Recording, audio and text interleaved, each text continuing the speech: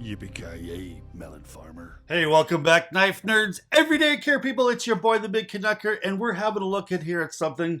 I've got my hands covered in because I was just want to do a surprise, and that's what it is. This here is the Vosteed Thunderbird. This one happens to be, there is a couple of versions of this. I didn't realize that. I thought there was only one.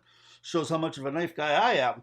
I guess this is the longer one. There's a 3.48 inch bladed one, and there's one that's a 3.25, so a little bit smaller. The smaller one's got M390 steel. This one's got S35VN. This is the bigger one.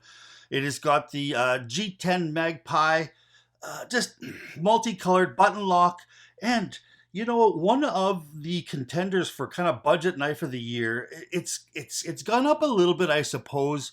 We're now here in Canada, you're looking at $175. In the States, you're looking at about 129. So I guess at one point she was under $100, and people were raving about this knife. And if you had this, you know, under $100 and this particular knife here, I would say that you're doing really, really well. But it's come up with some, I'm not going to say issues because I haven't carried this for a long time. Has to...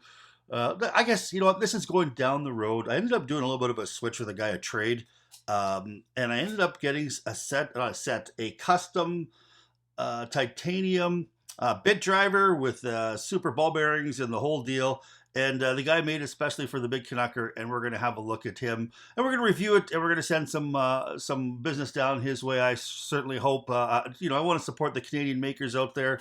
Any of the makers here that are small guys, compete with those big companies. If we can get those in front of your eyeballs and you'll buy one, then we've done our job a little bit. You know, providing that it's good. I told him it's not going to come free. I'm actually switching. I paid for this knife, and I'm going to actually trade him for this. So he's not sending it to me for free. So he's going to get, I told him, a true unbiased review of his bit driver. And he said, no problem. Honesty is the best policy. So quickly kind of go over this. Now we're going to go with some size comparisons here because I've got a few things that are very, very similar. We've got, of course, here we've got the Spyderco Smock, and we've got the Protect Malibu. Now, these two knives here are also button locks, and these are amongst my most flippy knives, fidgety knives of all time. And I was really, really hoping that this would kind of maybe kick one of those out of there. You know what? I don't think it's 100% fair comparing these three because you've got basically twice the knife almost in both of these here as far as price wise, and there are some certain things that it is that you can tell. I mean, you know what, this here is my all-time most fidgety knife, my Smock. I don't think that'll ever leave the stable. This one here too as well, I absolutely love it. It's as fidgety, but it's a little bouncy. Where like this one here is a little bit bouncy too. You know, see how it drops and then it pops open a little bit. That little bit, the reason the Smock doesn't do that is because the Smock has got two detents in it. And it was they put it in here for Canadian purposes only because if you could push this button and drop it, then it was considered a gravity knife. Like this one, how you can push it, drop it, and it swings free. They didn't want that to happen with this, to be able to open it up with just the gravity. So that's why this got the second detent. And what it actually does is it helps drop it. And when it drops, it stays closed. It doesn't have that little bounce back, which I really, really appreciate that. Okay, you can see that you've had the little bit of the size comparison. Let's go over the numbers on this here. Overall length is 8.2 inches, so it's a fairly hefty knife. The blade length is 3.48, which happens to be one of my perfect EDC as far as I'm concerned. I think 3.5-inch blades are the way to go. I occasionally like carrying the 4-inch blades, but I have a really hard time with the 3-inch or less blades. I just don't seem to have them carried in my pocket. No matter how nice they are, the action on them, they just don't seem to find their way in my pocket very much. But this one's no problem with that. Blade width is a little over an inch, 1.1 inches. Blade thickness is 0.118. It is very, very thin. It's a very slicey blade. It's got a little bit more thickness here than it is in the top. So there is that little bit of swedge has kind of gone down a little bit. Very, very beautiful, beautiful looking blade. It's very wicked high. It's a very nice hollow ground. Then you've almost got like a kind of a tanto, a modified tanto harpoon tip, they say. To me, really, really good looking blade. It's got a blood groove in it. I don't know why they call it blood grooves. I have no idea. Maybe because I guess when you stab, the blood goes in there and it grooves into the thing and it gets groovy. I have no idea, but that's what they call that. I think it's just for adding a little bit of strength and lightness to the blade. All right, hardness is 60 to 62 Rockwell. So S35VN, that's just kind of perfect right in there.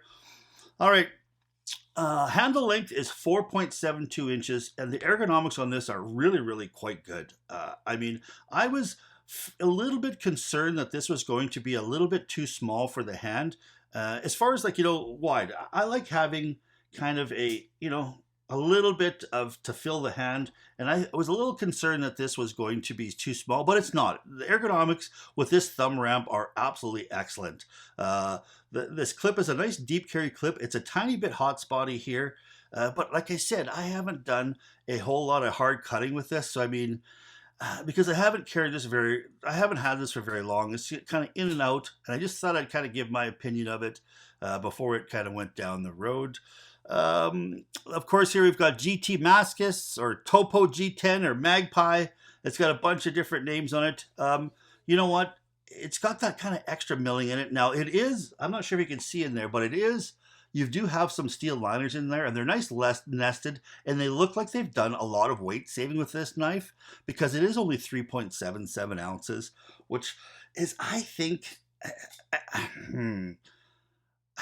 sometimes when you have something that's a little bit heavy, you see this one here is quite a bit heavier. I don't know what the exact amount of weight this is, but I'm going to guess this is probably around 4.5 ounces.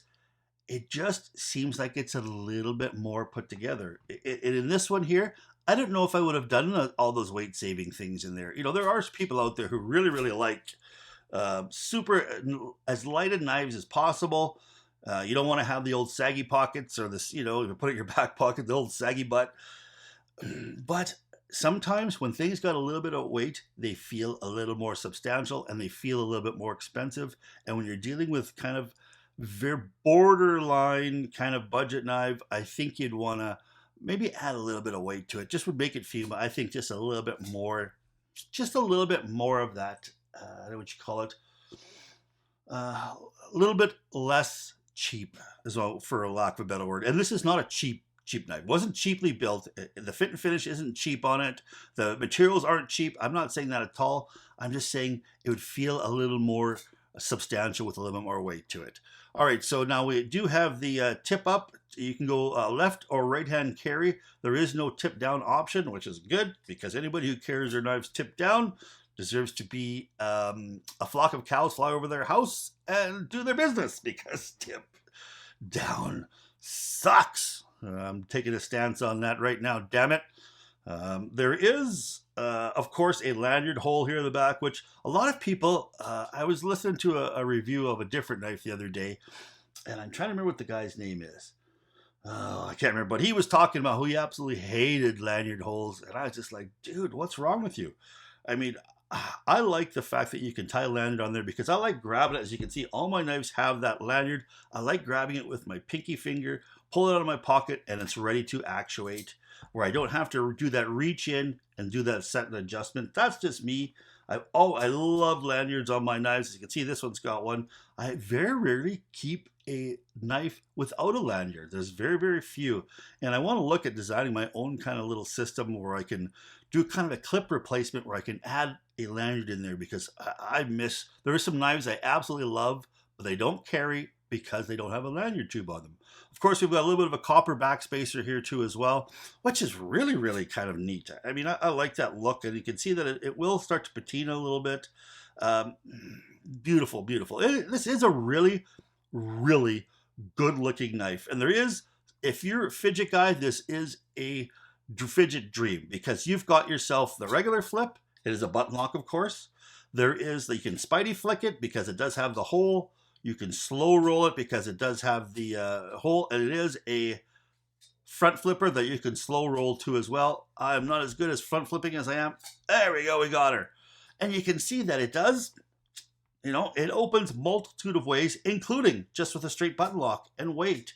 So it is a fidget person's absolute dream. So, but why is it not staying around? Because I've got two of them here that I like better, for better or worse. I like these two better. And, you know, I got to keep on feeding the channel. And if one has got to go, it's the one that I like the least out of these three. And I'm not saying that because these two are so much better. Oh, look at that. I'm going to have to change. Look at that. I'm going to have to give that a little bit of a tighten. But you can see it is not the reason because there's anything super wrong with this. I just happen to like these ones two better. And I should, because these are both almost twice the price knife of this one. If you're looking to get yourself an excellent everyday carry that's super fidgety, I don't see why you wouldn't pick this one up, especially if you're on a budget. I mean, if you can afford a $500 knife, there are $500 knives out there that are far better, and they should be for $500. But if you're sitting yourself on a budget, I don't think there's anything wrong with this other than, hey, it's got to go to make room for something else.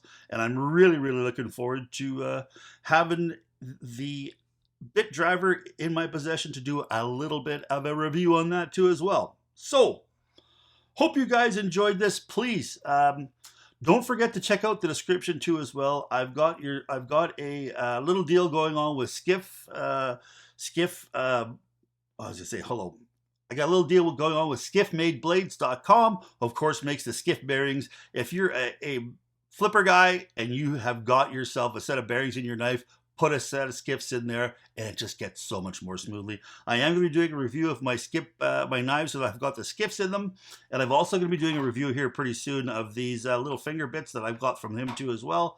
Don't forget to check him out. If you put on there TBC for the Big Canucker, you get yourself 10% off at the Skiff Made Blades. So don't forget to check that out. The description, the link is in the description too as well. And also don't forget to check out my friends out there at Fort Macleod. If you're looking for a Spyderco and you're in Southern Alberta, go check out Dan and Steven over at Fort Macleod Hardware. They'll be more than happy to look after you. And don't forget to tell them that the Big Canucker sent you too as well. Please stay safe out there. Please keep your stick on the ice. The shiny side up. This is the Big Canucker saying adios.